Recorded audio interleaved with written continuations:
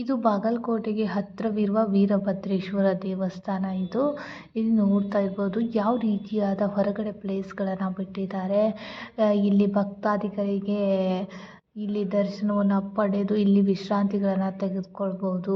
ಮತ್ತು ಅಂಗಡಿಗಳನ್ನು ಹೊರಗಡೆ ಹಾಕ್ಬೋದು. ಇದು ದೇವರ ರಥವಿದೆ. ಈ ರಥವನ್ನು ಜಾತ್ರೆಗೆ ಮಾತ್ರ ಹೊರಗೆ ತೆಗೆಯುತ್ತಾರೆ. ಇಲ್ಲಿ 3 ರೀತಿಯಾದ ದೇವರುಗಳನ್ನು ನಾವು ಕಾಣ್ಬೋದು. ಎಷ್ಟು ಚೆನ್ನಾಗಿ ಅಲಂಕಾರ ಮಾಡಿದ್ದಾರೆ ದೇವರನ್ನ ನೋಡ್ತಾ ಇರ್ಬೋದು ನೀವು. ಈ ಥರ ಇದೆ.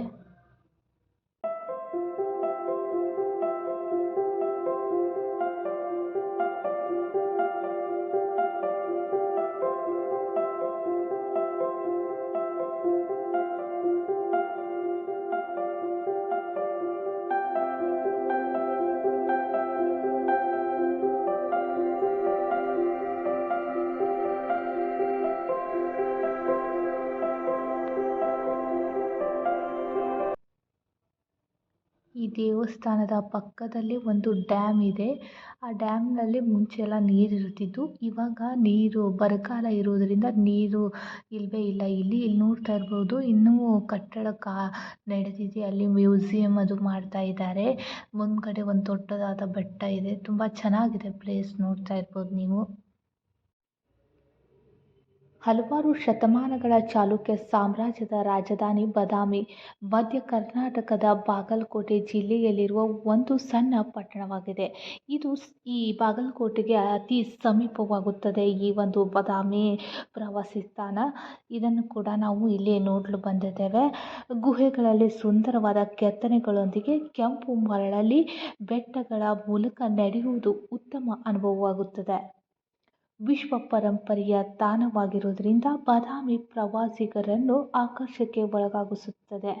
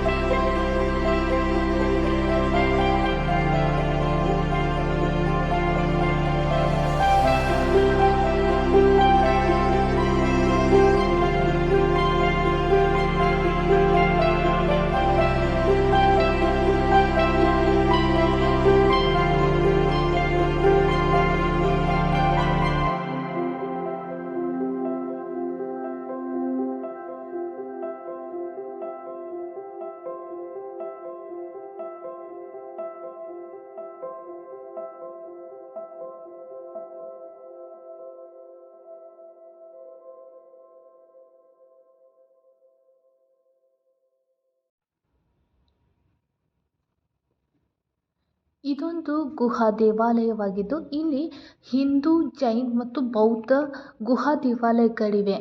ಈ ಎಲ್ಲ ಗುಹೆಗಳು ಭಾರತೀಯ ರಾಕ್ ಕಟ್ ವಾಸ್ತುಶಿಲ್ಪಿ ಶೈಲಿಯಲ್ಲಿ ನಿರ್ಮಾಣ ಮಾಡಲಾಗಿದೆ. ಇಲ್ಲಿ ನಾವು ನೋಡ್ತಾ ಇರ್ಬೋದು, ಇಲ್ಲಿ ಬುದ್ಧ ಮತ್ತು ಜೈನ್ ಮತ್ತು ಹಿಂದೂ ಧರ್ಮದ ಗುಹೆಗಳು ಕೆತ್ತಿದ್ದಾರೆ. ಎಷ್ಟು ಚೆನ್ನಾಗಿ ಬುದ್ಧನ ವಿನ್ಯಾಸವನ್ನು ಕೆತ್ತಿದ್ದಾರೆ ಅಂದರೆ ನೋಡುಗರ ಅದು ಕಣ್ಣು ಸೆಳೆವಂತೆ ಮಾಡುತ್ತದೆ. ಇಲ್ಲಿ ಒಂದೊಂದು ಇತಿಹಾಸವನ್ನು ಈ ಬಾದಾಮಿ ಸೃಷ್ಟಿ ಮಾಡುತ್ತದೆ, ಒಂದೊಂದು ಇತಿಹಾಸವನ್ನು ನಮಗೆ ತಿಳಿಸಿಕೊಡುತ್ತದೆ. ಈ ಬಾದಾಮಿಯನ್ನು ಹಿಂದೆ ಚಾಲುಕ್ಯರು ರಾಜವಂಶದ ರಾಜಧಾನಿ ವಾತಾಪಿ ಎಂದು ಬಾದಾಮಿಯನ್ನು ಕರೆತಿದ್ರು. ಇಂತಹ ಸುಂದರವಾದ ತಾಣಕ್ಕೆ ನೀವು ಭೇಟಿ ನೀಡಲೇಬೇಕು. ತುಂಬ ಅದ್ಭುತವಾಗಿ ಕೆತ್ತನೆಯನ್ನು ಮಾಡಿದ್ದಾರೆ. ಆ ಶಿಲ್ಪಿ ಎಷ್ಟು ಸಮಯವನ್ನು ತೆಗೆದುಕೊಂಡಿರ್ಬೋದು ಈ ಕೆತ್ತನೆಯಿಂದ. ತುಂಬ ಚೆನ್ನಾಗಿ ಕೆತ್ತನೆ ಮಾಡಿದ್ದಾರೆ.